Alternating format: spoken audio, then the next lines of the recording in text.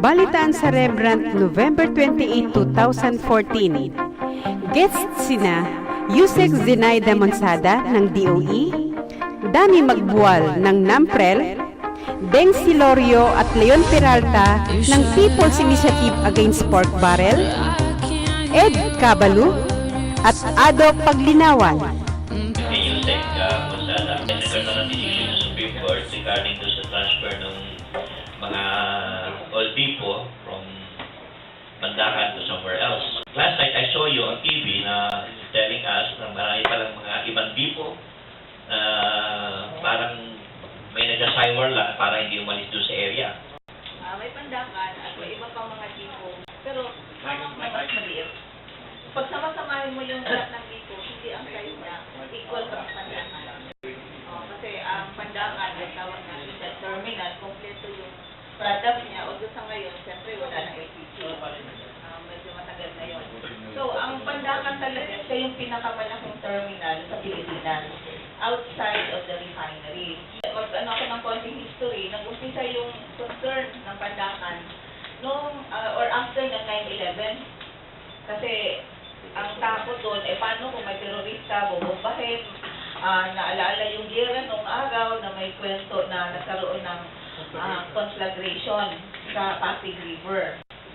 Nagkaroon noon, initially, na ordinance na papaalisin sila. Pero bago yung ordinance, kasi ang DOE, ang sa amin nga ay supply, no? And eventually pricing, impact sa ating mamamayan. So nagkaroon ng MOA, ang DOE, oil companies, at saka City ng Manila, na ipa-assess talaga yung safety, yung environmental risk, lahat ng mga risk para dun sa yung dun sa terminal. So nagawa naman yun, pero siyempre may mga lumabas din yung ordinance na paalisin sila. So, marami ang ordinances na actually lumabas, pero ang pinaka-strong na ordinance is the reclassification nung zoning. Ang original zone ng PANDACAN area na yan is Industrial 2. Nirezone siya into commercial at saka business, yung mixed use, yun yung pinaka-latest na ordinance. So, ibang-iba na yung sitwasyon ngayon kumpara nung umpisang pinag-usapan kasi ngayon alam nyo naman na ang pipeline ay 2 years na yata hindi nagagamit. May pipeline kasi from Batangas to Manila. Yan yung sa Malampaya pipeline? No. Iba yan? Ito yung SPIC pipeline, yung bangkal. Yung bangkal. Nagkaroon ng leak kasi ang daan niya from Batangas papuntang PANDACAN Terminal, dumaan siya some point dyan sa may expressway, South Luzon Expressway. So yung ilalim ng tulay, yung kasi nakapatong yung paakyat, yung access nung flyover sa pipeline. So actually doon banda nagkaroon ng leak. Actually, nilipat na nila yun, parang pinaikot. But anyway, since nung na-discover yung leak, sarado yung pipeline. Yung pipeline, ginagamit ng Shell. Yun yung pag-deliver nila ng produkto papuntang PANDACAN. Si Petron, galing sa Bataan, papuntang PANDACAN. So, barge naman yung Petron. So, nung hindi nagamit si pipeline, nagbabarge na ngayon to PANDACAN from Batangas. So, pero yun nga, bulk ang paglipat ng produkto galing sa refinery or import terminal papunta dito sa Manila. So, ang biyahe, kung dito magagaling sa PANDACAN yung supply, papunta sa mga gasolinahan, mga 4 trips a day ang isang truck. Kasi, lalo naman, at somehow, binigyan sila ng truck balik section mula nung sinara natin si pipeline. Pag galing yun sa Batangas, medyo may katagalan, no? At saka kung galing na sa Bataan, ganun ang mangyayari. Pero hindi naman lahat ng requirement doon na manggagaling, especially for Petron. Kasi si Petron, meron siyang nakuhang facility na actually mag-umpisa pa lang silang maglipat nasa North Harbor. Pero sa lahat ng bagay na to, ang makita mo ngayon, yung isang possible source is galing sa Rosario, Cavite, yung dating Sangley Point. Meron na rin ng Petron doon, di ba? Meron doon, pero hindi pa nila masyadong ginagamit for Manila, parang transition. Pero ngayon, gagamitin na nila. Sa lahat ng mga lugar na to, alam nyo ang traffic congestion. No? Yung North Harbor, nasabay ka sa mga galing sa pier yan eh. Yung Sangley Point, dadaan ka sa Cavite, all the way. Tapos yung kung galing kang Batangas, plus ang isang worry namin ngayon is lahat ng practically lugar na dadaanan, may kanya-kanyang truck ban. So may truck ban sa Batangas, may truck ban sa Tollway, may truck ban sa Alabang. Iba pa yung oras ng Alabang ha, alas 11 lang pwedeng dumaan. Tayo dito, alas 9, diba? Doon, alas 11. Tapos Manila. So parang other than distance na mahaba, may truck bans pa. Dagdag mo pa doon, bakit ba nag-truck ban? Kasi iniiwasan yung congestion. Handling. Oo, tapos yung handling, siyempre. So, ang ano dito, tama na may ibang sources, pero bulk ngayon, pag pinaalis nila talaga sa Pandacan, magagalit na sa Bataan, Batangas, or Subic, or Clark, na mayroong import facility. Yun yung kinakatakutan ngayon na baka maapektuhan yung supply. And of course, siguro dahil gagamitin ko na rin itong opportunity na iklaro kasi marami na nagagalit kay Secretary Petilla na nag-a-announce daw siya na increase na tataas yung presyo. Gusto nang klaruhin ni Secretary, ang sinabi niya, merong increased cost. Kasi lalayo yung transport mo eh. Pero wala ang sinasabi ang DOE na tataas talaga ang presyo. In fact, ang sinabi ng Secretary is, pero maipasa nila yan sa tao is another issue because there is competition. Kasi kamukha nga, si Caltex hindi na doon nagtataganda sa Pandacan. Lahat galing na sa Batangas or Subic or Clark. Pero wala tayong naramdamang pagtaas ng kasi pag magbenta siya ng mas mahal, andyan si petrol sa kasi siya eh. So, andyan yung sinasabi natin na because of competition, hindi necessarily ma-reflect yung cost or kung meron man, baka hindi yung buo. Depende sa, competition. So, ang klaro, ang sinabi ni Zek, magkakaroon ng increase in cost nung mga nagnenegosyo, pero kung ipasa yung sa tao is another story at wala pang makapagsabi sa ngayon dahil wala tayong nasihan. So, ang isang point lang siguro na yan na natin is, ang pinakaruso ng Supreme Court at siyempre yung mga nag-petition at saka ng Korte is the safety of the residents, no? And the people. Mula nung pinag-usapan and as a result nung aming MOA dati, kalahati, yung refinery ngayon, ay yung Pandacan ngayon, kalahati na lang ang tangke niyan after nung MOA. Kasi lahat ng nakikita ang pwedeng yung risk case, kasi nagpa-risk assessment nga kami, inalis. So, halimbawa, yung Pandacan ngayon, merong kasada yan in between ng mga tangke. So, nilayuin ngayon yung mga tangke. So, kalahati na lang, tapos may buffer zone na 2 levels, parang yung pangalawang level is park para yung risk talaga sa resident sa area. Ang gusto namin is yung risk pwede na-transfer mo from the storage terminal to the street. Kasi nasa kalsada na yung nasa kalsada na yun. Because ang talaga namang ordinance na parang ina-firm, no, is the zoning ordinance. Actually, hindi lang yung Pandacan ang terminal ng 3 ang apektado. But the rest of the industrial, yung mga planta, manufacturing, hindi area. Zoning yan, no? Pero yun na nga, sabi ko, yung impact ngayon na kinakatakutan natin is not as much as nung nag-umpisa tayo mag-usap in 2001, 2006. Talagang naghahanda na yung mga companies, nagbawas na sila, naghahanda na sila. Pero yung imagine natin na tanggalin yung tanke dyan, ilipat sa ibang lugar, hindi ganun. Kasi, wala, pag dismantle yan. Yung Batangas, meron talaga silang small na depot katabi ng kanilang refinery, import terminal. Yun ang kailangan nilang palakihin. Kasi halimbawa, kung ang capacity nun, kasi ang isistem lang niya Batangas area, yan din, kailangan dagdagan niya ng mga loading racks or loading bays.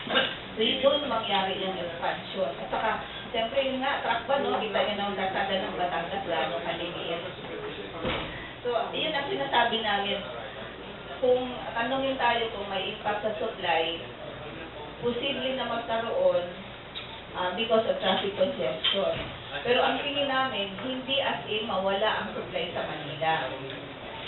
Pwedeng yung suking gasolinahan,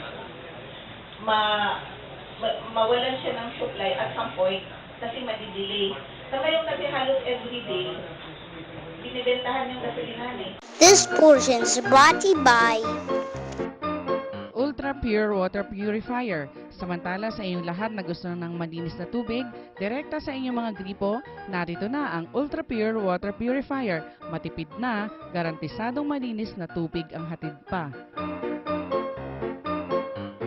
Meaning talagang anticipated nila itong mangyayari, itong mga oil companies. Oo naman, kasi 2001 pa nga ito pinag-usapan, and then handa na rin sila. Kasi noong 2008, nag-decide sa Supreme Court, pinasubmit na sila sa RTC Manila ng relocation plan, no, program.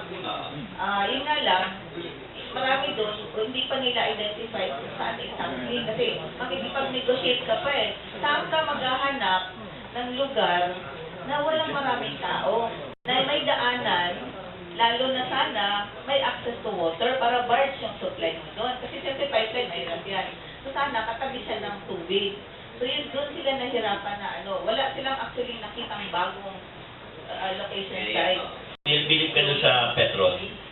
Na-anticipate na nila kagad ito eh. Kaya kita mo, ang dami lang areas na pinaglagyan. Actually, Naikalat na nila yung kanilang mga maliit na container. Actually, dati na po yung mga na yun, except dito sa North Harbor, na hindi naman Petron ang nagpatayo. Pero yung Family Point, yung Nabukas, dati na po yan. Kasi Petron, kung maalala natin, Petron used to be the national oil company. Tapos sila yung kumuha ng, yung original niyan, galing sa Mobile, galing sa Petrofil. So, nasa kanila. In fact, yung halimbawa, yung Family Mobile yun eh, or Phil Oil. Phil Oil. Tapos diba, yung ESO. Kaya marami silang available na maliliit na ginagamit. Pero, ang malaki sa kanila, itong sa, other than Pandacan, yung nasa North Harbor. Na hindi sa kanila. Pero siguro maikwento ko lang, even PMOC noon, pinahanap ng Department of Energy ng possible relocation site for may natatawag nun na engineering island. Gusto nilang gawin yun. Gumawa sila ng island dyan sa Manila Bay, no? Yun na nga, gagawa ka ng island dyan sa Manila Bay. Okay. Dami, alam mo, ang dami ng aming naging guest dito na umaayaw. Lalong-langan dito si Ado sa PICOS ng Comelec. Inimbita kita dahil hindi ko alam ang position ng NAPREL about this. Dahil parang sort of garapalan itong ginagawa ng Comelec eh. NAPREL is not in favor of using the PICOS machine again. So we are against the PICOS machine. Well, do we have an official position as to what system should be used? That we don't have yet, no? I can give you my opinion later on, no? Now, I will not discuss the technical aspects of the PICOS. Take it from the point of view of an election observer, which I am, essentially. We are against the PICOS machines because, number one, the machine itself is very unreliable. Now, when I say it's unreliable, okay, do I have facts and figures? Last elections, as of 7 in the evening, in only 34 provinces or out of 84, we already had 1,100 183 machines that failed to function. Okay. So unreliable. Now, there is what you call a random manual audit. The random manual audit is supposed to provide confidence in the machine, because when you make a manual count, compare it against the machine count, if they tally, then you say, well, relatively you can have confidence. Although the number of precincts audited is not statistically sound, very low, no? Now, of the 232 precincts that were earmarked for auditing, 70 of the machines malfunctioned, do not renew audit. So I don't know where the comment like that its report attesting that the random manual audit said the machine was 99.96% accurate. Where they get that, they don't tell us. But we gathered 135 audits. So as that's almost complete, because you had the 70 that malfunction, and more than 200 already. The accuracy rate was something that was below what is defined by law. The law says the machine should be accurate 99.995%, or one error out of 20,000 voters. That's not the case. That's not the case. No? Our finding was something like in the vicinity of 98.86%, meaning to say it's more than 10 times more than the accuracy level. No? Third, when I say unreliable, I think you are aware that 23% failed to transmit.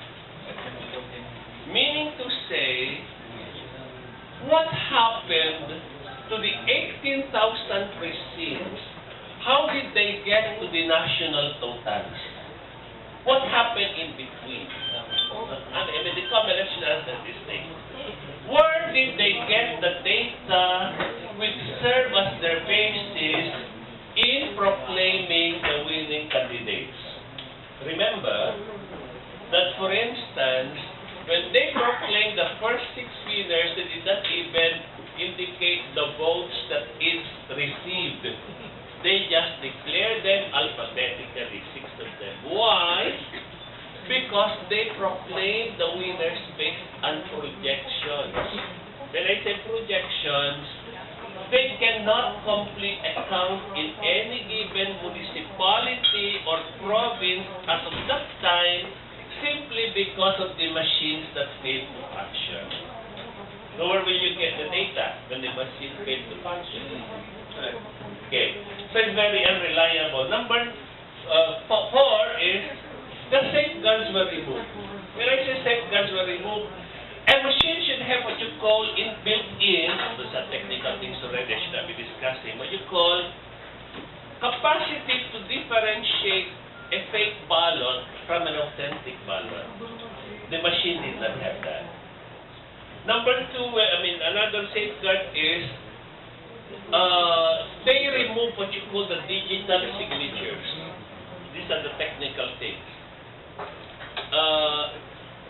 They did not allow, there was lack of transparency at the part of the COMELEC. The IT community were not given access to what you call certification tests, source code reviews, all these things. So it was lacking in transparency. Now, going back to the accuracy, how will this affect, for instance, candidates? When a machine errs even just 1 vote per precinct, does it have a bearing on the local candidates? It does. For instance, in 2004, the difference between the 6th placer and the 7th placer in one district in Caloocan was 6 votes. So if you talk of 100 precincts having 1 error in each precinct, that's 6. Yeah. So you try to see the differences at the local level. Now, of course, what about at the national level? No? of course, we were lucky that the Comelec was lucky because the difference between the 12th placer and the 13th placer was about 1 million votes already. Okay. So you may say more or less. But what happened in the Biason and the Barber's case, where out of 215 precincts, because 1,000 precincts, just one error per precinct in one city can spend the 9,000 votes difference. Correct. You see? Because 9,000 votes out of 225 precincts at that time, because we did not have what you call precinct clustering. Similarly in the machines now, I mean, in a very closely contested fight, you cannot rely on the PICOS to give you an accurate count. That's what we are doing. This portion is brought to you by M.I.S.M.O Whitening Soap. Narito na sa gustong pumuti at gumanda. Ito ang kasagutan sa problema mo, kapatid. M.I.S.M.O Whitening Soap sa murang halaga, kutis artista ka na. Timely itong dalawang ating kaibigan dito, si Leon sa si Deng, na nandito regarding sa issue ng pork barrel. We thought all the while, wala na yung pork barrel eh. Talagang mga genius ito sa mga money alright sa mga bata ng ating presidente. Kawawa itong presidente na hindi na nalalaman na, ewan ko kung nalalaman niya kung na ito'y najujubi ko siya ng only in the Philippines. I think Nagmamaangan or dinedenay ng ating butihing kalihim ng budget na wala daw makikitang pork or lump sum sa kung meron daw, ka-clarify daw sa kanya. So, yun yung interview ko ng isang gabi, no, sinabi ko kay sa ABS-CBN na may pork, yung special purpose fund, 500 billion. Yung D.I.G participatory fund, 20.9 billion. Yung appropriation nila sa ALGU, 33.1 billion. Miscellaneous personal benefits fund, 118.1 billion. Unprogrammed funds, 123 billion. Balampaya, 148 billion. PAGCOR, 14 billion. EPSO, 5.4. Tsaka yung road users tax, 12 billion. So, paano wala? Kita po natin. So, alam naman nating lump sum po ito. Tapos yung savings po, di ba, nire-redefine nila para maging legal, maging constitutional. So, dun nga, nung hindi pa nagsasalita si Senator Miriam, actually, nagpunta na kami sa Congress, no, sinabi namin na huwag yung ipasa itong 2015 budget kasi nga, kitang-kita ang pork barrel, ang lump sum. Ang atin namang mga butihing kongresista, napaka-sisipag. Alam niyo po ba noong 2013, ang ipinasang batas ay, alam niyo po ba kung ilan?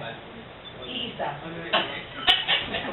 Sipag alam mo na kung may sipag nun. Mas masipag naman po sila noong 2012 kasi 4. Kasama po dun sa 4 na yun ay pagbibigay ng pugay na ang malugay ang ating pambansang gulay. Diba? So, gano'n po katagal yun, ilang bilyong piso po ba ang kailangan para magpasa ng batas? Hirap na po kaming sabihin sa kanila. Ayaw po nilang makinig. Kaya naman po sa aming grupo at kasama po ng 27, nung umpisa po wawalo lang kami, August 23, 2014, ay wawalong malalaking. Kami sa Scrappers, maliit lang kami. So, pero malalaki po yan. Kabayan Block, Abolish Pork Movement, TEA, CDCP, no? At ngayon ho, 27 na kami, na kaya nga sinasabi namin na ayaw magpasa ng batas. Wala na sa interest ng publiko yung ginagawa ng ating Kongreso. Kung kaya naman, eto na nga yung tinatawag na People's Initiative Against Pork Barrel. Pag tinatanong po sa amin, pag kami po ay nagpupunta sa mga lugar, every week ako ho, may trabaho ho ako, may negosyo po ako maliit, pero pumupunta ho kami out of our way, we go to the provinces, naglo-launch po ng mga people's initiatives sa kanya-kanyang mga dioceses, sa mga kahit IFI o kahit yung mga non-sectoral, kahit mga Muslim brothers and sisters, kasama na po natin dito. Tahimik lang po siguro, hindi masyadong napapansin sa media, pero salamat po dito talaga, no? Pero out of the, for example, yung sa Roman Catholic, we have 80 archdioceses, right? 40 of which nagsimula na po ng People's Initiative. Una sa lahat, tatanungin niyo po sa amin, bakit pa ba tayo magkakaroon ng People's Initiative? Sinabi na nga ng Korte Suprema na unconstitutional yung DAP at saka yung DEPT.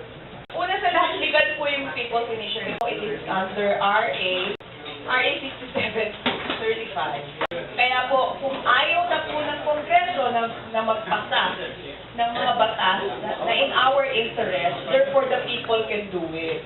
Para po magkaroon na ng closure yung issue ng pork barrel, kailangan natin itong People's Initiative. Number 2, institutionalize na yung Supreme Court decision on PANDACAN. At magkaroon ng penalties dito sa illegal acts na to. Kasi nga po, hindi naman, although nasa constitution natin na bawal talaga ang lump sum at pork barrel, hindi siya criminal act, no? And to avoid circumvention, katulad niya, nagre-redesign ng savings, nag-i-impound, at kung ano-ano pa po, no? Number 3, the decision of the Supreme Court on PDAP are limited because many of the items are not covered by the Supreme Court decision. And number 4, again, paulit-ulit ko sinasabi, because the Congress will not pass a law to abolish it. Bakit? Sobrang obvious naman.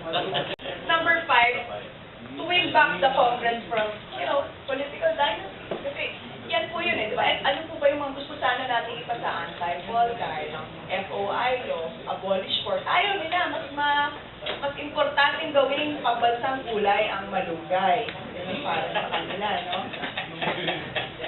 And then, why do we do this? To really empower us that we are a democratic country. People's Initiative will tell us that we are a democratic country. To perfect our democracy according to our Constitution. Congress should protect and promote the common good, but that they're not doing it. The Congress should monitor the President and Executive Department of the funds, but they are not doing this. So we will now have our voice in the People's Initiative. Last Tuesday, nagulat ang Comelec sa amin, dumating kami doon. Totoo pala na mayroong nangyayaring People's Initiative o kami sa mga community, nag-usap kami. And I'm glad to tell you, dito sa Quezon City po, nakakuha na kami ng mga 10,000 signatures na pinababalidate namin ngayon sa Comelec dito po sa... We will have a national sign-up day on December 16. So, sa mga eskwelahan, kanya-kanya po kami, no? So, sa region, sa district. So, in fact, yung planning namin for the National Sign-Up Day, nagsisimula na po. So, sa mga plaza, sa mga simbahan, palengke, eskwelahan, mangyayari po yung National Sign-Up Day because we are targeting 3 million this December. And then, if you want to know more about the proposed bill, it's in www.signupversusporg.org. Sign up, tapos yung versus of BS.org. So, meron po rin kaming Facebook page, gano'n din po yun. Basta pag tinype niyo po yung People's Initiative Against Pork, lalabas na po yun. Ito po sa isang firma, pabibigyan po natin ng halaga yung ating demokrasya. Ang anti-traffic movement din po ay aktibo sa pag-blacklist ng PICOS machine. Anong isang araw, kami po ay nag-file ng petition na sa Comelec. One of our prayers is to permanently ban Smartmatic from participating in the bill. Yan po ang pansamantalang wakas ng Part 1 of 2 ng Balitaan sa Rembrandt, November 28, 2014. Abangan ang ikalawang bahagi makalipas lang ang ating mga kakampi sa Kakampi Online.